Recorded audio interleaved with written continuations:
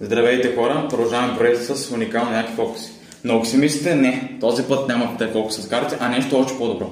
Ще ви прочита мислите. Много интересно нещо стане. Сега, искам да се представите в съзнанието числото 80. Числото 80. Просто си го представете. Сега, от това число искам да извадите вашите години, на колкото сте вие. Примерно, ако сте на 16 години, изведете 16. Ако сте на 20, 20.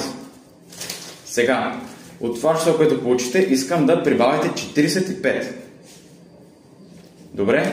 След като сте готови, получите ново число. Аз няма как да знам какво, нали? Всеки ще бъде различно. И това на първ поглед изгледа като да е случайно, нали? Но то не е случайно. Ако се вгледате, всъщност това число е вашият набор. Тоест, вашата година на раждане, когато сте родили. Примерно, ако е 08 набор, ако е 87 набор. Така че, ако ви се е получило, абонирайте се и харесайте видеото, да съберем възможно едно гледане. Чао!